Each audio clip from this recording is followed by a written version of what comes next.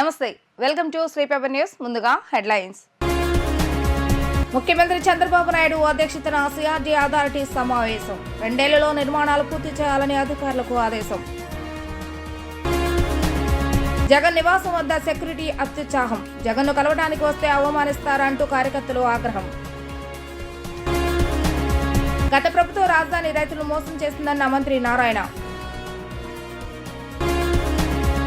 రాజధాని అమరావతిలో స్థలాలు తీసుకున్న కేంద్ర రాష్ట్ర ప్రభుత్వాలు, ప్రభుత్వ రంగ సంస్థలు, ప్రైవేట్ సంస్థలు నిర్మాణాలు పూర్తి చేసేందుకు వాటికి 2 ఏళ్లు గడువు ఇవ్వాలని ప్రభుత్వం నిర్ణయించింది. అమరావతి విధ్వంసమే లక్ష్యంగా 5 ఏళ్లలో సాగిన జగన్ ప్రభుత్వం అరాచకంతో జరిగిన నష్టాన్ని సరిదిద్ది మళ్లీ రాజధాని నిర్మాణాన్ని పూర్తి స్థాయిలో పరుగులు పెట్టించే దిశగా అథారిటీ సమావేశంలో కీలక నిర్ణయాలు తీసుకున్నారు. సచివాలయంలో ముఖ్యమంత్రి చంద్రబాబు నాయుడు అధ్యక్షతన సిఆర్డీ అథారిటీ సమావేశం జరిగింది. మంత్రి నారాయణ, సిఆర్డీ కమిషనర్ భాస్కర్ తదితరులు హాజరయ్యారు. గతంలో 130 సంస్థలకు జరిగిన భూ కేటాయింపులు, వాటి ప్రస్తుత పరిస్థితిపై సమావేశంలో చర్చించారు. మంత్రులు నారాయణ, పయ్యావుల కేశవ్, ఆర్థిక శాఖ, సిఆర్డీ అధికారులు సమావేశానికి హాజరయ్యారు. రాజధానిలో స్టార్టప్ ఏరియా అభివృద్ధి కోసం మరోమారు సింగపూర్ను సంప్రదించాలని సమావేశంలో తీర్మానించారు. రాజధాని ప్రాంత రైతులు, కూలీలకు కౌలు పెన్షన్లను మరో 5 ఏళ్ల పాటు పొడిగిస్తూ సిఆర్డీ అథారిటీ తీర్మానించింది. ప్రస్తుతం ఇస్తున్న మొత్తాన్ని వచ్చే 5 ఏళ్ల పాటు చెల్లించేలా నిర్ణయించారు. సిఆర్డీ పరిధిని 8,352.69 చదరపు కిలోమీటర్లకు పెంచుతూ తీర్మానం చేశారు. గత ప్రభుత్వం దీని పరిధిని 6,993 చదరపు కిలోమీటర్లకు కుదించింది. పల్నాడు, బాపట్లను కూడా సిఆర్డీ పరిధిలోకి తీసుకొస్తూ సమావేశంలో తీర్మానించారు. అయితే పల్నాడు, బాపట్ల అర్బన్ డెవలప్మెంట్ అథారిటీలు కొనసాగుతాయని స్పష్టం చేశారు. కోర్ క్యాపిటల్ ప్రాంతాన్ని కూడా 217 చదరపు కిలోమీటర్లకు పెంచుతూ సమావేశంలో నిర్ణయం తీసుకున్నారు. వైఎస్ఆర్సీపీ ప్రభుత్వం తగ్గించిన 54 చదరపు కిలోమీటర్ల ప్రాంతాన్ని కూడా తిరిగి కోర్ క్యాపిటల్ పరిధిలోకి తీసుకురావాలని తీర్మానించినట్లుగా మంత్రి నారాయణ వెల్లడించారు. మాజీ సీఎం జగన్ ని కలిసేందుకు వెళ్లిన ఆ పార్టీ కార్యకర్తలకు చేదు అనుభవం ఎదురైంది. సమస్యలతో వచ్చిన వారికి ఆర్థిక సహాయం అందిస్తారని వైఎస్ఆర్సీపీ నాయకులు ప్రచారం చేశారు. దీన్ని నమ్మి కార్యకర్తలు జగన్ కలవటానికి పెద్ద ఎత్తున తాడేపల్లిలోని జగన్ నివాసానికి తరలివచ్చారు. కానీ అక్కడ జగన్ భద్రతా సిబ్బంది కార్యకర్తలను బయటకు నెట్టేశారు. అధికారంలో ఉండగా 5 ఏళ్ల పాటు వైఎస్ఆర్సీపీ నేతలు కార్యకర్తలను జనాన్ని తాడేపల్లి ప్యాలెస్ గేటు కూడా దాటనివ్వకుండా పక్కన పెట్టిన వైఎస్ జగన్ ఎన్నికల ఘోర పరాభవం పాలై అధికారం పోగానే మెట్టు దిగారు. 5 ఏళ్లలో ఏనాడు వైకాపా శ్రేణులు ప్రజల్లో తాడేపల్లి ప్యాలెస్ లోనికి రానివని మాజీ సీఎం జగన్ ఇప్పుడు వారిని ఆహ్వానిస్తూ కలిసేందుకు అవకాశం ఇచ్చారు. కార్యకర్తలు జనం కోసం జగన్ బంగ్లా తలుపులు తెరవడంతో పలువురు వైసీపీ శ్రేణులు ప్రజలు జగన్ కలిసేందుకు క్యాంప్ ఆఫీస్కు వచ్చారు. ఈ క్రమంలోనే జగన్ నివాసం వద్ద తోపులాట జరిగింది. వైఎస్ఆర్సీపీ అధ్యక్షుడు జగన్ కలిసేందుకు వెళ్లిన ఆ పార్టీ కార్యకర్తలకు చేదు అనుభవం ఎదురైంది. సమస్యలతో వచ్చిన వారిని జగన్ స్వయంగా కలిసి ఆర్థిక సహాయం అందిస్తారని వైఎస్ఆర్సీపీ నాయకులు ప్రచారం చేస్తారు. దీన్ని నమ్మి వివిధ జిల్లాల నుంచి కార్యకర్తలు జగన్ కలవటానికి తాడేపల్లిలోని ఆయన నివాసానికి తరలివచ్చారు. గేటు బయట నుంచి రావాలి జగన్, రావాలి జగన్ అంటూ నినాదాలు చేశారు. ఈ క్రమంలో జగన్ వ్యక్తిగత సిబ్బంది ప్రవర్తన కార్యకర్తలకు అసహనాన్ని తెప్పించింది. జగన్ సాయం చేస్తారని ఆశగా వచ్చిన ఓ కార్యకర్త సెల్ ఫోన్ ని వ్యక్తిగత సిబ్బంది లాక్కుని విసిరేశారు. కార్యకర్తలను బయటకు నెట్టేశారు.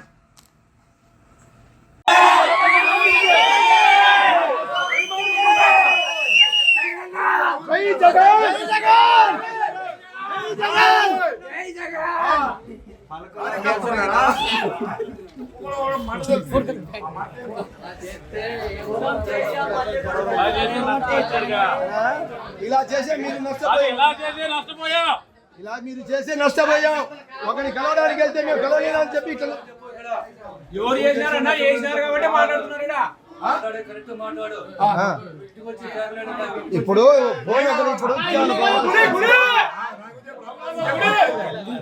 రాజధాని అమరావతి నిర్మాణం కోసం నాటి టీడీపీ ప్రభుత్వంలో ముఖ్యమంత్రి చంద్రబాబు నాయుడు అడగగానే కేవలం 58 రోజుల్లోనే రైతులు 34,000 ఎకరాల భూమిని ఇచ్చారని మంత్రి నారాయణ చెప్పారు. గత 5 ఏళ్లలో రైతులకు చెప్పినవి ఏమీ వైసీపీ ప్రభుత్వం చేయలేదని, దీంతో రైతులు ఆర్థికంగా, మానసికంగా ఎంతో ఇబ్బంది పడ్డారని ఆరోపించారు. రైతులకు ప్రతి ఏటా ఇచ్చే కౌలుతో పాటు పెన్షన్లను మరో 5 ఏళ్లు పొడిగించాలని సిఆర్డీ అథారిటీ సమావేశంలో నిర్ణయం తీసుకున్నట్లుగా తెలిపారు. సచివాలయంలో ఏర్పాటు చేసిన విలేకరుల సమావేశంలో మంత్రి నారాయణ మాట్లాడుతూ ప్రస్తుతం ఎంత మేర కౌలు అందుతుందో అంతే మేర నగదు, అలాగే ప్రస్తుతం అందుతున్న పెన్షన్ను రాబోయే 5 ఏళ్లకు చెల్లించేందుకు అథారిటీ నిర్ణయం తీసుకుందని చెప్పారు. 2019కు ముందు రాజధానిలో పలు కేంద్ర రాష్ట్ర సంస్థల ఏర్పాటుకు భూములు కేటాయించింది నాటి ప్రభుత్వం.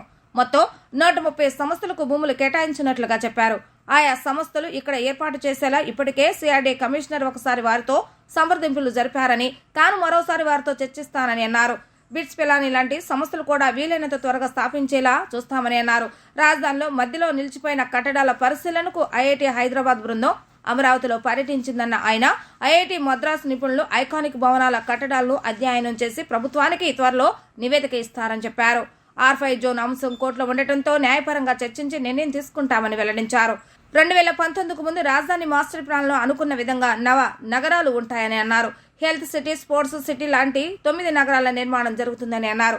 వచ్చే సోమవారం లేదా బుధవారం నుంచి అమరావతిలో జంగిల్ క్లియరెన్స్ పనులు ప్రారంభిస్తామని అన్నారు. అప్పుడు ఏదైతే చెప్పామో దాన్ని గత 5 సంవత్సరాల్లో వైసీపీ ప్రభుత్వం చేయలేదు. రైతులు చాలా ఇబ్బందులు పడ్డారు, మానసికంగా ఒత్తిడికి లోనయ్యారు, ఫైనాన్షియల్గా కూడా ఇబ్బంది పడ్డారు, కోర్టుకు పోయారు, కోర్టులలో సఫర్ అయ్యారు. అందులో వాళ్ళకి ఏదైతే యాన్యుటీ ఉందో యాన్యుటీని, పెన్షన్స్ ఈ రెండింటినీ మరొక 5 సంవత్సరాలకి పొడిగిచ్చేదానికి ఈరోజు అథారిటీ తీసుకున్నది. అంటే అంతకుముందు యాన్యుటీలో జరీబ్ అయితే 5,000, జరీబ్ కాకుండా ఉంటే 3,000 ఎవరీ ఇస్తున్న ఎన్హాన్స్మెంట్. అలా కాకుండా ఈరోజు వాళ్ళకి ఎంత అయితే ఉందో అదే అమౌంట్ రాబోయే 5 సంవత్సరాలకి కంటిన్యూస్గా ఇచ్చే విధంగా. అంటే ఈరోజు ఒక 95,000 ఉందనుకోండి, 95,000 కంటిన్యూస్గా రాబోయే 5 సంవత్సరాలు ఇచ్చే విధంగా ఈరోజు, అంటే మరొక 5 సంవత్సరాలు పెన్షన్స్ ఎక్స్టెన్షన్ చేసాము, యాన్యుటీని ఎక్స్టెన్షన్ చేసేటట్టుగా ఈరోజు అథారిటీలో డెసిషన్ తీసుకోవడం జరిగింది. ఇప్పుడు బిల్డింగ్స్, స్ట్రక్చర్లు దాదాపు 7 సంవత్సరాలు అయిపోయింది. అందువల్ల ఏంటంటే ఐఐటి చెన్నై వాళ్ళకి, ఐఐటి హైదరాబాద్ వాళ్ళకి వాటిని స్టడీ చేయమని ఇచ్చాం. ఏదైతే అధికారులకు సంబంధించినవి కానీ ఎమ్మెల్యేలు, ఎమ్మెల్సీలకు సంబంధించిన బిల్డింగ్స్ అన్నీ హైదరాబాదు ఐఐటి వాళ్ళకి ఇచ్చాం స్టడీ చేయమని. అదేవిధంగా ఐకానిక్ బిల్డింగ్స్ అయినటువంటి అసెంబ్లీ కానీ, హైకోర్టు కానీ, 5 టవర్స్ కానీ వీటిల్ని చెన్నై ఐఐటి వాళ్ళకి ఇచ్చాం. ఇవాళ హైదరాబాదు ఐఐటి వాళ్ళు వచ్చి యాక్చువల్గా స్టడీ చేస్తున్నారు. బహుశా రేపు చెన్నై వాళ్ళు కూడా వస్తారు, వచ్చి వాటి మీద స్టడీ చేసి దాని మీద రిపోర్ట్ ఇస్తే ఆ రిపోర్ట్ని బేస్ చేసుకుని ముందుకు పోవడం జరుగుతుంది. టీడీపీ కేంద్ర కార్యాలయంపై దాడి కేసులో వైఎస్ఆర్సీపీ నేతల ముందస్తు బెయిల్ పిటిషన్పై హైకోర్టు విచారణ చేపట్టింది. దాడి చేసిన కార్యకర్తలపై ఎలాంటి చర్యలు తీసుకున్నారో చెప్పాలని వైఎస్ఆర్సీపీ నేతలను హైకోర్టు సూటిగా ప్రశ్నించింది. తదుపరి విచారణను సోమవారానికి వాయిదా వేసింది. తెలుగుదేశం పార్టీ కేంద్ర కార్యాలయంపై దాడి చేసిన వైఎస్ఆర్సీపీ కార్యకర్తలపై ఎలాంటి చర్యలు తీసుకున్నారో చెప్పాలని ముందస్తు బెయిల్ కోసం న్యాయస్థానాన్ని ఆశ్రయించిన ఆ పార్టీ నేతలను హైకోర్టు సూటిగా ప్రశ్నించింది. ప్రజాస్వామ్య దేశంలో ఓ పార్టీకి చెందిన 100 మంది కార్యకర్తలు మరో పార్టీ కార్యాలయంపై దాడి చేయటాన్ని ఏ విధంగా చూడాలో మీరే చెప్పాలని వ్యాఖ్యానించింది. ముందస్తు బెయిల్ కోసం వైఎస్ఆర్సీపీ నేతలు దాఖలు చేసిన పిటిషన్పై వాదనలు కొనసాగింపునకు విచారణ సోమవారానికి వాయిదా వేసింది. హైకోర్టు న్యాయమూర్తి జస్టిస్ వికేఆర్ కృపాసాగర్ ఈ మేరకు ఉత్తర్వులు జారీ చేశారు. క్విట్ ఇండియా ఉద్యమ స్ఫూర్తితో ఆగస్టు 9వ తేదీన దేశవ్యాప్తంగా క్విట్ కార్పొరేటివ్ ఉద్యమాన్ని చేపడుతున్నామని రైతు సంఘాల సమన్వయ సమితి రాష్ట్ర కన్వీనర్ వడ్డే శోభనాధీశ్వరరావు తెలిపారు. కార్పొరేట్లకు రాయితీలు ఇస్తున్నారు కానీ వ్యవసాయానికి ఎందుకు ఇవ్వటం లేదని ప్రశ్నించారు. ప్రెస్ క్లబ్ లో రైతు సంఘాల సమన్వయ సమితి ఆధ్వర్యంలో సమావేశం నిర్వహించారు. అనంతరం వడ్డే శోభనాధీశ్వరరావు, కేశవరావులు మాట్లాడుతూ కేంద్ర ప్రభుత్వం ప్రవేశపెట్టిన 3 నల్ల చట్టాలకు వ్యతిరేకంగా రైతులు చేపట్టిన ఉద్యమాన్ని విరమించవలసిందిగా కోరుతూ ప్రధాని ఇచ్చిన లిఖితపూర్వక హామీలను విస్మరించారన్నారు. హామీలను అమలు చేయకపోగా తిరిగి నల్ల చట్టాలను తీసుకువచ్చిందని ఆరోపించారు. ఈ చట్టాల వల్ల కార్పొరేటర్లకు అనుకూలంగా కేంద్రం వ్యవహరిస్తూ రైతాంగాన్ని పీల్చి పిప్పి చేస్తున్నాయని ఆవేదన వ్యక్తం చేశారు. కార్పొరేటర్లకు రాయితీలు ఇస్తున్నారు కానీ వ్యవసాయానికి ఎందుకు ఇవ్వటం లేదని ప్రశ్నించారు. ఆగస్టు 9వ తేదీన దేశవ్యాప్తంగా క్విట్ కార్పొరేట్ ఉద్యమాన్ని రాష్ట్రంలో అన్ని జిల్లాల కలెక్టరేట్ల ముందు నిర్వహిస్తామని అన్నారు. ఢిల్లీలో జరిగిన సంయుక్త కిసాన్ మోర్చా జనరల్ బాడీ సమావేశంలో కేంద్ర ప్రభుత్వం లిఖితపూర్వకంగా సంయుక్త కిసాన్ మోర్చా ఆధ్వర్యంలో 740 రైతు సంఘాలు 13 మాసాల పైన కొనసాగించినటువంటి చారిత్రాత్మక ఉద్యమం 750 మంది రైతులు అమరులైనటువంటి సందర్భం, లిఖితపూర్వకంగా రైతాంగ సమస్యలు పరిష్కరించుతాము అని చెప్పి ఇచ్చిన హామీల్లో ఏ ఒక్కదాన్ని కూడా అమలు చేయనటువంటి పరిస్థితుల పైన ఆ జనరల్ బాడీ సమావేశంలో చర్చించి ఆగస్టు 9 క్విట్ ఇండియా లోగడ ఉద్యమానికి పిలుపు ఇచ్చినటువంటి చారిత్రాత్మకమైనటువంటి రోజు ఆగస్టు 9 క్విట్ ఇండియా.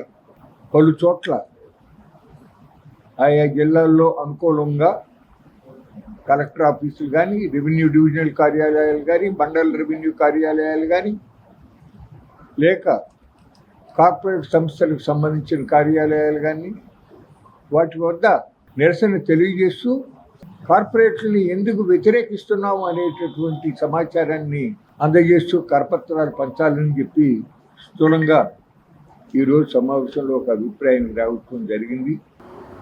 ఈ కాలంలోనే ఎస్కేఎంకి ఇచ్చిన వ్రాతపూర్వకమైనటువంటి హామీని కూడా పక్కన పెట్టి అదానీ అంబానీ యొక్క ఏజెంట్లు నూతన చట్టాలను, నల్ల చట్టాలను రూపొందించిన వాళ్లతోటి ఒక ప్రత్యేకంగా 26 మందితోటి కమిటీని వేసింది. వ్యవసాయ రంగంలో ఏం చర్యలు తీసుకోవాలో సూచనలు చేయడానికి. అంతేకాకుండా వ్యవసాయ అనుబంధ రంగాలన్నింటిలోని కూడా అదానీ అంబానీ లాంటి కంపెనీల ఉద్యోగస్తులను సలహాదారులుగా నియమించింది ఇప్పుడు 32 మందిని. అంటే అన్ని రంగాల్లో కూడా అదానీ అంబానీల యొక్క సూచనలే అమలు జరిగేటువంటి స్థితిలోకి రాబోతూ ఉన్నది. అందుకని దీనికి నిరసనగా దేశవ్యాప్తంగా ఆగస్టు 9వ తారీఖున గ్రామాన కరపత్రాలు పంచడం, గ్రూప్ మీటింగ్లు పెట్టడం, నిరసన ప్రదర్శనలు చేయటం, రకరకాల కార్యక్రమాలతోటి ఫిట్ కార్పొరేట్ నాదాన్ని రాష్ట్ర వ్యాప్తంగా తీసుకెళ్లాలని ఈ రోజున సమావేశం నిర్వహించింది. 2024 సార్వత్రిక ఎన్నికల్లో ఓటర్లను గందరగోళానికి గురి చేసేలా అధికారులు వ్యవహరించారని థర్డ్ ఫ్రంట్ స్వతంత్ర అభ్యర్థి దేవరపల్లి మల్లికార్జునరావు ఆరోపించారు. విజయవాడ ప్రెస్ క్లబ్ లో మీడియాతో మాట్లాడిన ఆయన విజయవాడ పార్లమెంటు ఎన్నికలను రద్దు చేసి మరలా శాంతియుత వాతావరణంలో జరపాలని అన్నారు. తనకు 16వ నెంబర్ సీరియల్లో డైమండ్ గుర్తును కేటాయించారని, అయితే వైసీపీ అభ్యర్థి కేశినేని నాని ఆ నెంబర్ నోటాగా ప్రచారం నిర్వహించారని గుర్తు చేశారు. దీంతో తాను ఓట్ల పరంగా నష్టపోయానని ఆవేదన వ్యక్తం చేశారు. విజయవాడ పార్లమెంటు ఎన్నికలు చాలా వరకు గందరగోళంగానే జరిగినాయి. ఇవి దాదాపు 800 పోలింగ్ స్టేషన్లో ఈ గందరగోళం జరిగింది.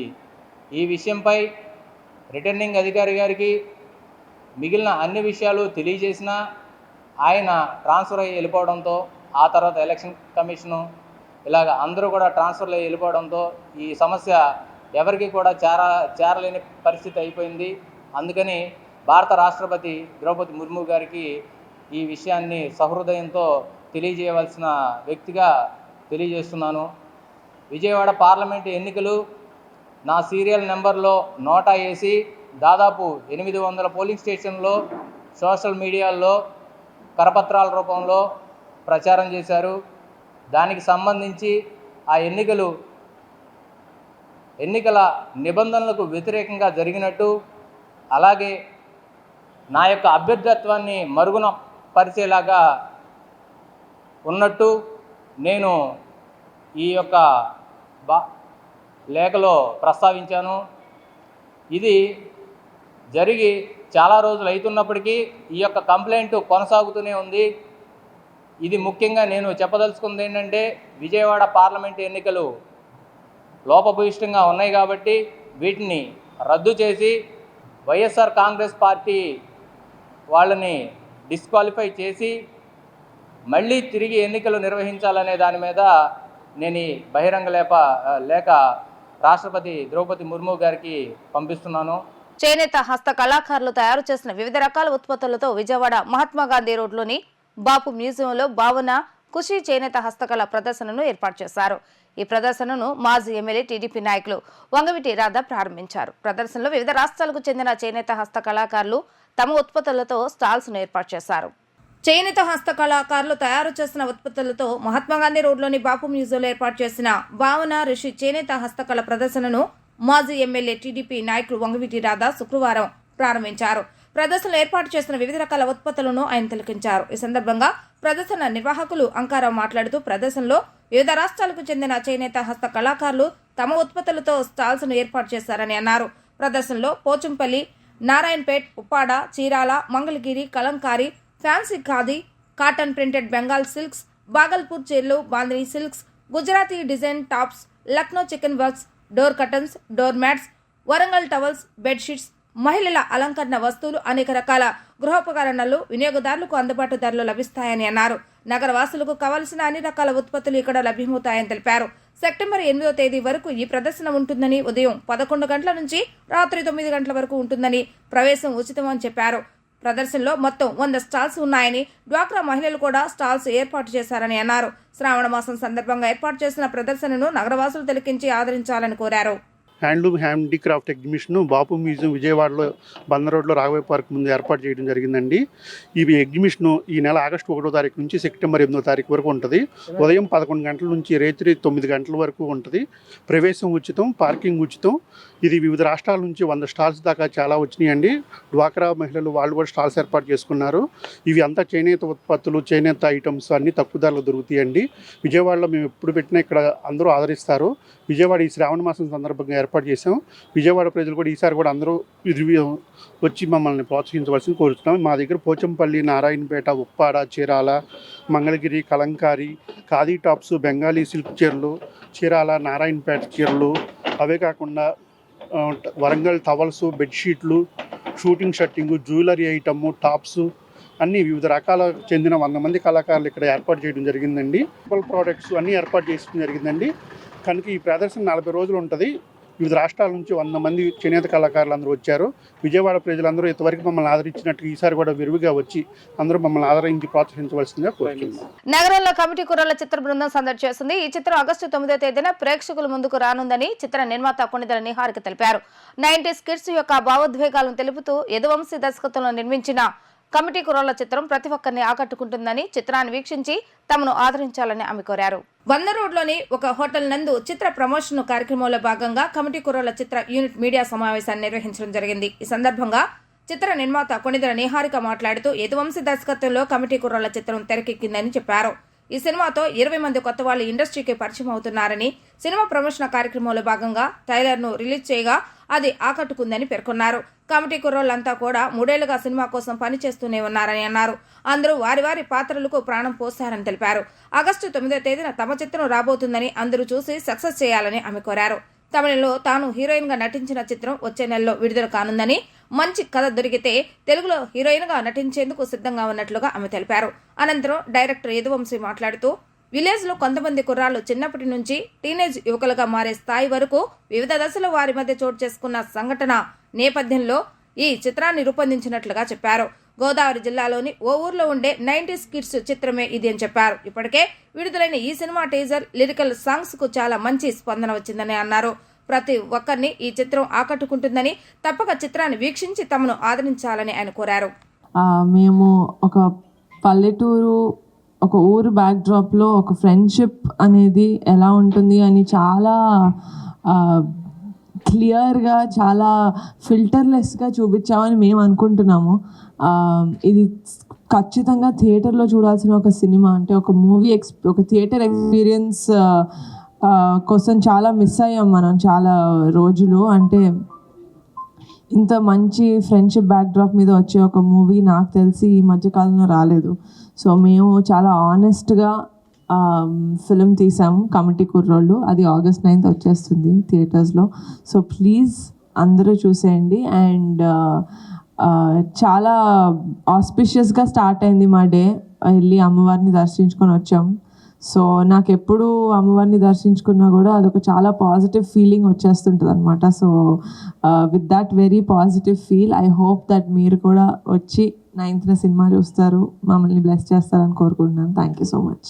మేము అందరికీ బాగా తెలుస్తున్నామంటే కారణం ఫేస్ ఆఫ్ ది ఫిల్మ్ మాకు నిహారిక గారు అయితే బ్యాక్ అండ్ మమ్మల్ని వినపడేలా చేసింది అనుదీప్ దేవ్ గారు. ఆయన మ్యూజిక్కి మమ్మల్ని ఈరోజు ఇక్కడ నిలబడింది. అంటే అందరికీ తెలిసే విధంగా చేసింది. పాటలు చాలా బాగా పెద్ద హిట్ చేశారు మొత్తం అందరూ. ఆ రోజులు మల్లీరావు కానీ, రీసెంట్గా రిలీజ్ అయిన సందడి సందడి కానీ, ప్రేమ గారిడి, ఎలక్షన్ టైంలో వచ్చిన ఎలక్షన్ సాంగ్ కానీ, ప్రతి సాంగ్ కూడా మంచి మంచి రెస్పాన్స్ వచ్చింది. మేడం చెప్పినట్టు నేను కూడా పేరు మార్చుకుంటాను. ఈ కథ చాలా చోట్ల తిరిగిందండి. ఇఫ్ నాట్ నిహారిక ఈ కమిటీ కూరలు ఇంకా తిరుగుతూనే ఉండేది. ఈ కుర్రోళ్ళు ఇంకా పాపం అలా బయట పాపం అన్ని గేట్ల దగ్గర నాతో పాటు అన్ని ఆఫీసుల చుట్టూ తిరిగారండి ఒక 3 ఏళ్ళు నాతో పాటు. మేడం అంత గట్ ఫీలింగ్ ఎలా చెప్పగలిగారంటే వీళ్ళందరూ ఒక 13 కేజీల నుంచి 15 కేజీలు తగ్గారనమాట ఒక క్యారెక్టర్ కోసం. వాళ్ళు తగ్గిన విధానం చూస్తే కనుక మీరు ఇండస్ట్రీకి నేను ఎంతో గర్వంగా చెప్తున్నాను, ఒక మంచి నటుల్ని ఇస్తున్నాం అనమాట. ఆ మంచి నటులు ఎలా ఉంటారంటే నెక్స్ట్ 10-15 ఏళ్ళ పాటు 20 ఏళ్ళ పాటు వీళ్ళు ఒక మంచి స్టార్లు అవుతారనే నమ్మకంతో నేను ఉన్నానన్నమాట. దానాలలోకెల్లా అవయవదానం గొప్పదని, సమాజంలో అవగాహన లేక చాలా మంది అవయవదానం చేయలేకపోతున్నారని రాష్ట్ర ఆరోగ్య శాఖ మంత్రి సత్యకుమార్ యాదవ్ వ్యాఖ్యానించారు. అపోహలు వీడి అవయవదానం చేయవలసిన అవసరం ఎంతైనా ఉందని, అవయవదానంపై యువత ప్రత్యేక దృష్టి పెట్టి సామాజిక బాధ్యతగా తీసుకోవాలని ఆయన అన్నారు. ఆంధ్రప్రదేశ్ జీవన్ ధన్ ఆధ్వర్యంలో అవయవదానంపై అవగాహన కార్యక్రమం శుక్రవారం తుమ్మలపల్లి కళాక్షేత్రంలో జరిగింది. ఈ కార్యక్రమంలో రాష్ట్ర ఆరోగ్య శాఖ మంత్రి సత్యకుమార్ యాదవ్ పాల్గొని మాట్లాడుతూ, మంచి పని చేసిన వారు ఎప్పటికీ గుర్తుండిపోతారని, ఒకరు అవయవదానం చేయడం ద్వారా 8 మంది ప్రాణాలు కాపాడవచ్చని తెలిపారు. అవయవదానం విషయంలో మతపరమైన అనేక అపోహలు ఉన్నాయని, దేవుడు మంచి పని చేస్తే ఆశీర్వదిస్తాడని అన్నారు. అవయవదానం చేసిన వారికి కొంత డబ్బు కూడా ప్రభుత్వం నుంచి ఇచ్చే విధంగా కృషి చేస్తానని తెలిపారు. గత 5 సంవత్సరాల్లో వైసీపీ పాలనలో ఎంతో నష్టం జరిగిందని, ఆరోగ్యశ్రీని యథావిధిగా నిర్వహిస్తామని అధికారంలోకి వచ్చి 50 రోజులే అయిందని, అప్పుడే ఒక పత్రిక దుష్ప్రచారం చేస్తుందని ఆరోపణలు చేశారు. తాను కూడా అవయవదానం చేస్తానని, ఇప్పటికే పేపర్పై సంతకం చేస్తున్నానని ఈ సందర్భంగా ఆయన తెలియజేశారు. Jeevan Dan meaning gift of life is one way of attaining such immortality. అంటే అమరత్వం సాధించాలంటే జీవన్ దానం, ఒక ప్రాణం పొయ్యడం, ఒకరికి పునర్జన్మనివ్వడం. ఇప్పుడే రాంబాబు గారు చెప్తున్నారు, ఒక బ్రెయిన్ డెడ్ కేసు ద్వారా 8 మందికి ప్రాణం పోయొచ్చని. అది kidney, heart, liver, pancreas, bone marrow, tendons, ligaments, ఇన్ని రకాలుగా, ఇంటెస్టైన్స్, ఇన్ని రకాలుగా, స్కిన్ అండ్ ఆల్సో టిష్యూస్, ఇన్ని రకాలుగా 8 మందికి ప్రాణం పోయొచ్చు. ఇంకో 50 మందికి కూడా ప్రాణం పోసే అవకాశం ఒక్క బ్రెయిన్ డెడ్ కేసులో వ్యక్తి ద్వారా ఉంటుంది. అది కాకుండా న్యాచురల్ డెత్ కానీ ఇతరత్ర మరణం సంభవించినా కూడా కార్నియా ద్వారా కూడా ఇంకోరికి కంటి చూపును కలిగించవచ్చని విషయం ఇప్పుడే చెప్తున్నారు. అవును, ఆ ప్రాణం నిలబెట్టడానికో లేదా కంటి చూపు ఇవ్వడానికో వాళ్ళకి పునర్జన్మం ఇవ్వడానికో అవయవ దానం చేయాలి. ఆ అవయవ దానం చేయడానికి అందరూ ముందుకు రావాల్సి ఉంది.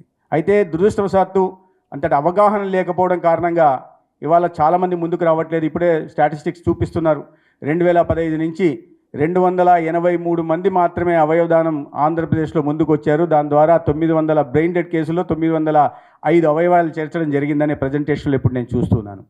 అదే సమయంలో తెలంగాణలో ఈ గత 5 సంవత్సరాల్లో 800 మంది ముందుకు వచ్చారు. అంటే మన రాష్ట్రంలో మరింత అవగాహన కల్పించాల్సిన అవసరం ఉంది. అయితే ఒక రకంగా సంతోషపడాల్సిన విషయం ఏంటంటే నేషనల్ యావరేజ్ 0.9% ఉంటే మన రాష్ట్రంలో అది 3%గా ఉంది. ఏది అవయవదానం చేయడానికి ముందుకు రావడం అనేది, అంటే మనలో ఇంకా కాస్త చైతన్యం ఉంది, ఇంకాస్త అవగాహన కల్పించాల్సిన అవసరం ఉంది. ఈ సందర్భంగా నేను ముఖ్యంగా అభినందించదలుచుకున్నాను. ఎందుకంటే అవయవదాన కార్యక్రమంలో ఒక ఎక్స్ట్రాడినరీ పర్ఫార్మెన్స్ చూపించినందుకు రేపు కేంద్ర ఆరోగ్య శాఖ మంత్రుల చేతులుగా అవార్డు తీసుకుంటున్న సందర్భంగా అధికారులకు కూడా నేను ధన్యవాదాలు, అభినందనలు కూడా తెలియజేస్తున్నాను. ఈ సందర్భంగా వార్తలు ముగించే ముందు హెడ్లైన్స్ మరొకసారి. ముఖ్యమంత్రి చంద్రబాబు నాయుడు అధ్యక్షతన సిఆర్డీ అథారిటీ సమావేశం. 2 ఏళ్లలో నిర్మాణాలు పూర్తి చేయాలని అధికారులకు ఆదేశం. జగన్ నివాసం వద్ద సెక్యూరిటీ అత్యుత్సాహం. జగన్ను కలవడానికి వస్తే అవమానిస్తారంటూ కార్యకర్తలు ఆగ్రహం. గత ప్రభుత్వం రాజధాని రైతులు మోసం చేసిందన్న మంత్రి నారాయణ. ఇవి ఈరోజు వార్తా విశేషాలు. మళ్ళీ 3 ప్రసారమైన వార్తలు మళ్ళీ కలుద్దాం. అంతవరకు సెలవు, నమస్కారం.